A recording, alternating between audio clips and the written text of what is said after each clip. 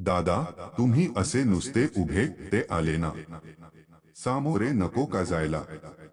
ते आले ना. कौंडण्यपूरच्या ऐतिहासिक भूमीवर मी पाऊल ठेवले तेव्हा माझ्या नश्चक्षुंसमोर उभे राहिले ते कै काकासाहेब खाडीलकरांचे स्वयंवर. वर्धेच्या तीरावरच्या टेकड्यांवर रुक्मिणीच्या स्वयंवराची तयारी चालू असलेली मला दिसू लागली.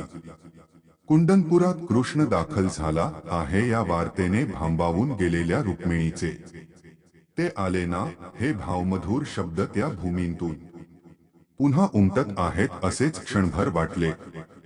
सुवर्णालंकारांनी नक्षीखात नटलेली रुक्मिणी लाजत मुरडत पण तितक्याच अधीरतेने त्या पलीकडच्या मंदिराकडे पुष्पमाला घेऊन जणू चालली होती. डाव्या हाताकडचे टेकडीवरचे ते एकाकी मंदिर अंबेचे, गिरजा मातेचे, ज्या ठिकाणी आज नुसती झुडुपे दिसत होती तिथे एकेकाळी सुंदर उद्यान असावे. विविध रंगांच्या बहुविध गंधांच्या फुलांचे. ही अंबादेवी तर भीमराजाची कुलस्वामिनी. तिचे दर्शन घेण्यासाठी रुक्मिणी निघाली होती. भावाने शिशुपालाशी ठरवलेले आपले लग्न ती मोडणार होती. एका क्षणाचाही उशीर केलास तर माझ्या लेखी सृष्टी बुडाली असा निर्वाणीचा निरोप तिने श्रीकृष्णाला पाठवला होता. त्याप्रमाणे यादव सेना घेऊन कृष्ण कौंडण्यपुरास कुंडिनपुरात दाखल झाला होता. या अंबेच्या देवळातून श्रीकृष्ण रुक्मिणीला पळवून नेईल या भीतीने शिशुपाल व जरासंधाने हे सबंध मंदिर आपल्या सैन्याने वेढून टाकले होते. रुक्मिणी मंदिरात आली. चारी दिशांना सैन्य उभे.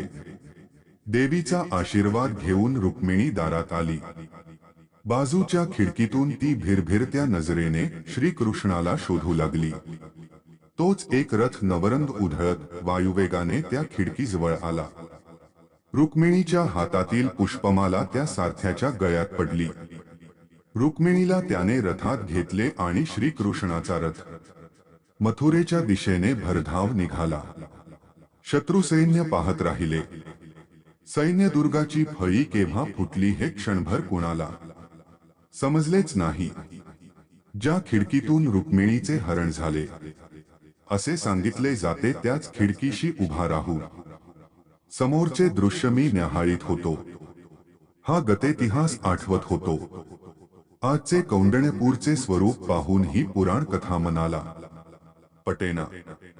परंतु घडले ते खोटे नाही असे सांगत समोर वर्धा नदी वाहत होती. हे मंदिर ही रुक्मिणीकालीन असणे शक्य नाही.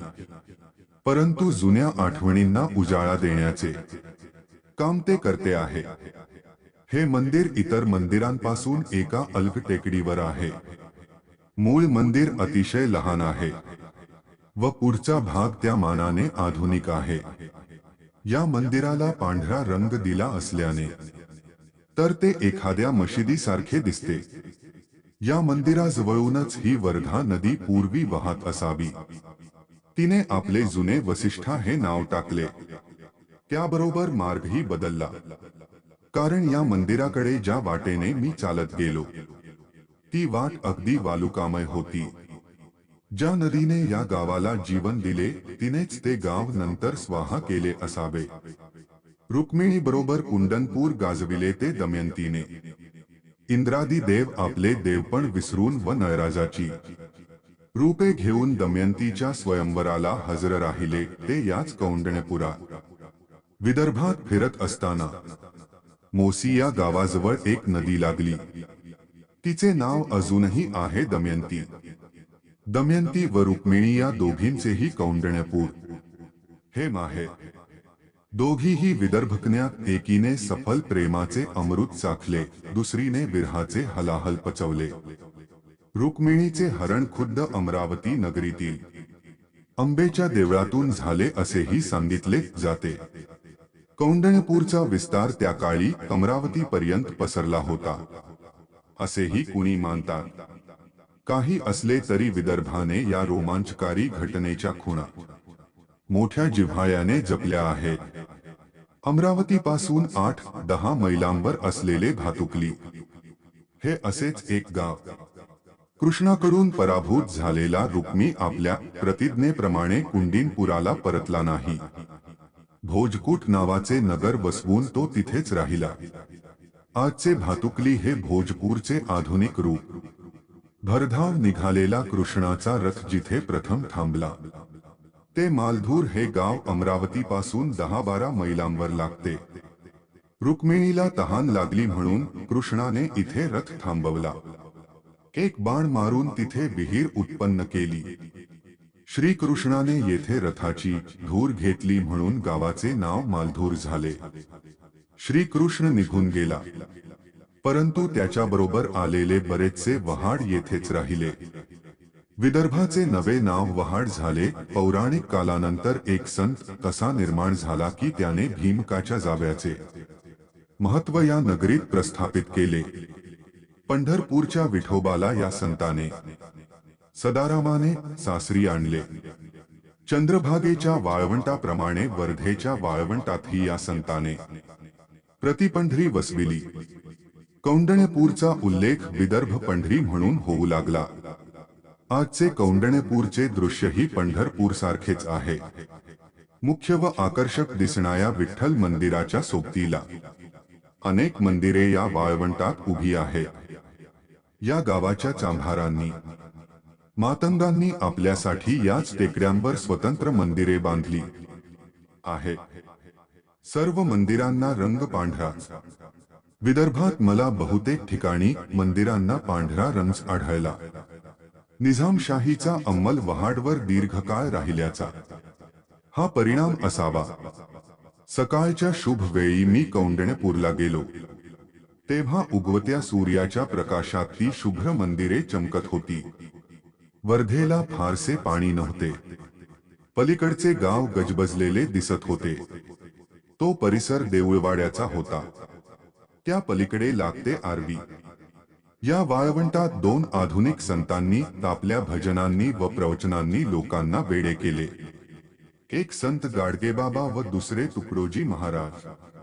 या दोघांच्या कार्यक्रमाबद्दलच्या अनेक आठवणी मी तिथे ऐकल्या. या मंदिर मालिकेतील विठ्ठलाचे मुख्य देवालय या संताने सदारामानेच बांधले असे मानले जाते. त्याची स्वतःची समाधी या मंदिराच्या गाभायात आहे. समोर देव्हायात येथे विठ्ठलाबरोबर रखुमाई रुक्मिणी आहे.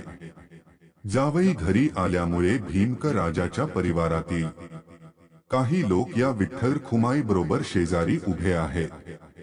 या देव्हायालगत असलेले विष्णुपद हेच सर्वात महत्वाचे व पुरातन.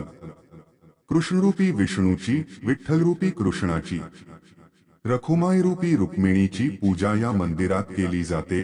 कौंडण्यपूरकडे सध्या सर्वांचे लक्ष वेधले आहे. ते या मंदिरांपेक्षा या टेकड्यांवर उत्खनना सापडलेल्या एका पुरातन नगरीने. भारताच्या पुराण वस्तू संशोधन विभागातर्फे या टेकड्यांवर उत्खनन करण्यात आले असून एका नगराचे अवशेष त्यात मिळाले आहेत. एके ठिकाणी सापडलेली रांजणाची उतरंड मी स्वतः पाहिली. काही रांजणातून मूग तांदूळही भरलेले सापडले. अर्थात त्याला हात लावताच त्या दाण्यांचा भुसा झाला. लांब रुंद अशा इमारतीच्या विटा या उत्खननात अनेक सापडल्या आहेत. त्यांपैकी अनेक अजून तिथे पडलेल्या आहेत. याच टेकड्यांवर मोठे प्रासाद असल्याच्या खुणाही अनेक आढळल्या, परंतु या प्रासादांचे छत वगैरे काँक्रीटचे अगदी आधुनिक पद्धतीचे असावे असे दिसते. त्यावरून येथे उपडी झालेली नगरी फार पुरातन नसावी. वाड्याचा कोट असावा. ताशा काही भिंती दगडाच्या आहेत. पाऊस पडल्यावर या टेकड्यांवर अनेक वस्तू मिळतात. माती बाजूला वाहून जाते व सुंदर कर्णफुले पडलेली आढळतात. ही कर्णफुले कुणाच्या कानातली असावीत. कौंडण्यपूरने युगायुगांचा इतिहास पाहिला.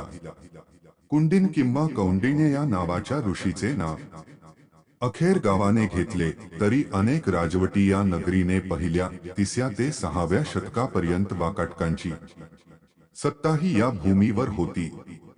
संपन्न जीवनाचे एक नवे दर्शन या काळात विदर्भाला घडले. विदर्भाच्या ऐश्वर्याचा ओघ पुढे पाठणला गेला व कौंडण्यपूर व पैठण्या दोन महाराष्ट्राच्या ख्याखुया सांस्कृतिक राजधान्या ठरल्या. वैभव आणि भक्ती ही त्या काळात एकत्र नांदली. स्वयंवर नाटकात कौंडण्यपूरची कन्या आली. ती पॅठणची पैठणी नेसूनच मला आपल्याकडे पाहताच उभी राहावेसे वाटते, हे वाक्य उच्चारताना रुक्मिणीने चाळा केला. तो पैठणीच्या पदरापाशीच. ते सारे वैभव आठवले की स्वयंवरातील सूत्रधाराचे शब्द मला आठवतात. कुंडिनपूरला जायला आताच निघाले पाहिजे. तेथे जायला आपणाला आमंत्रण काय करायचे? मराठी माणसाचे मन प्रकट करणारे. हे शब्द कुणाला पटणार नाहीत.